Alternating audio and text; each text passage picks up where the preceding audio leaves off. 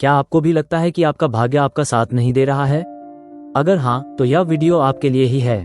नमस्कार, राजयोग में आपका स्वागत है। मैं हूं आपका न्यूमरोलॉजर दोस्त मिथिलेश रॉय। आज बात करते हैं भाग्य के बारे में, क्योंकि जीवन में कई अवसर पर भाग्य से वो चीज हमें मिल जाती है जो सिर्फ परिश्रम के बल पर प्राप्त करना मुश्किल होता है। भाग्य क्या होता है और इसको कैसे प्रबल किया जा सकता है, इसको समझने से पहले हमें ये जान लेना चाहिए कि भाग्य की आवश्यकता क्यों है और यह कैसे काम करता है।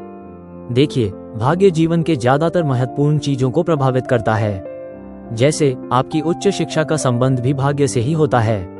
आपकी पत्नी आपको भाग्य से मिलती है।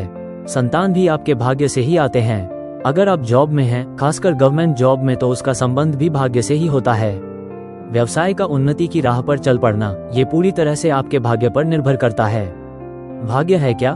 भाग्य वो है जो हमारे महत्वपूर्ण कार्य को सफल करने में अपना सहयोग देता है। इसे आप अलौकिक ऊर्जा कह सकते हैं, जो ठीक समय पर आपके पास आता है और आपको डूबने से बचा लेता है। यूं तो हमारे भाग्य का संबंध हमारे पूर्व जन्म के कर्म से भी होता है, लेकिन उसके बारे में किसी को कुछ विशेष पता नहीं रहता है, तो हम उस पर ज्यादा मगजमारी नहीं करेंगे। लेकिन भाग्य और दुर्भाग्य, ये जो दो चीज है, इसका निर्माण हमारे कर्मों के धरातल पर होता है। हम कह सकते हैं कि हमारे कर्मों से प्रसन्न होकर ईश्वर द्वारा जो पुरस्कार हमें दिया जाता है, उसे भाग्य कहते हैं। साथ ही हमारे गलत कर्मों के कारण ईश्वर के द्वारा जो हमें दंड दिया जाता है, उसे दुर्भाग्य कहते हैं। हमने भाग्य और दुर्भाग्य के बारे में ये जाना कि इसका निर्माण पुनर्तः हमारे कर्मों पर आधारित होता है। साथ ही इस बात को भी समझ लिया कि यह कैसे और कहाँ काम करता है। अब हम बात करेंगे भाग्य को प्रबल बनाने के उपाय के बारे में, क्योंकि अगर आपको लगता है कि आपका भाग्य आपका साथ नहीं दे रहा है, तो इसका एक ही मतलब है कि वो कमजोर है, वो प्रबल नहीं है, उसकी शक्ति क्षीण है। आपको अपने भाग्य की शक्ति को बढ़ानी पड़ेगी। भाग्य की शक्ति कर्म के द्वारा बढ़ेगी, क्योंकि इसका निर्माण और पालन पोषण सब कर्म से ही संचालित होता है। अब हमें ये समझना पड़ेगा कि हम अपने भाग्य को प्रबल कैसे कर सकते हैं। इसके लिए आपको अपने बर्थ डिटेल का सहारा लेना पड़ेगा। बर्थ डिटेल से जो कुंडली बनेगी अथवा आपके जन्मतिथि से जो लूशू ग्रिड चार्ट बनेगा, उससे आपके भाग्य के बारे में पता चल जाएगा कि उसकी स्थिति कैसी है। क्या वो कमजोर है, या कोई क्रूर या पापी ग्रह उसको पीड़ित कर रहा है, अथवा कहीं वो गलत भाव में तो नहीं बैठा हुआ है। इसी तरह आपको अपने जन्मतिथि से एक ऐसे नंबर के बारे में पता चलेगा जो आपका भाग्यांक होगा, और उस अंक की ऊर्जा आपको ताउम्र लाभ देता रहेगा।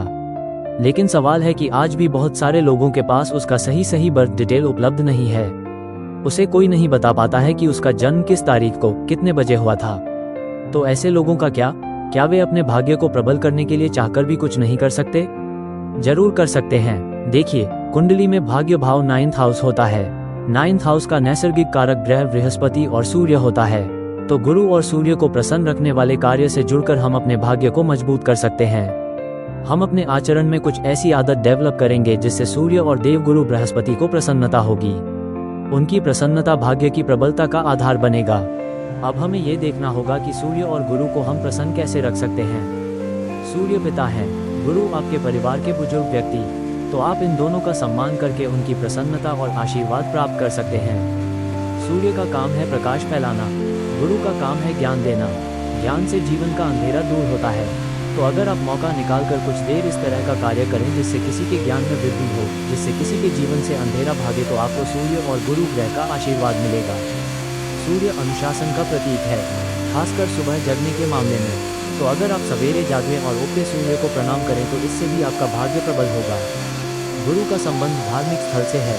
अगर आप किसी न किसी धार्मिक स्थल पर नियमित जाने का नियम बना लें, तो इससे आपका गुरु ठीक होने लगेगा। आप अपने आसपास के धार्मिक स्थल पर न सिर्फ जाएं, बल्कि वहां अगर किसी तरह का आयोजन हो रहा हो तो उसमें अपनी भागीदारी भी दें। अपनी दिनचर्या में इतना भर शामिल कर लेने से न सिर्फ आपका जीवन बदलने लगेगा, बल्कि आपको आपके भाग्य का सहयोग भी मिलने लगेगा।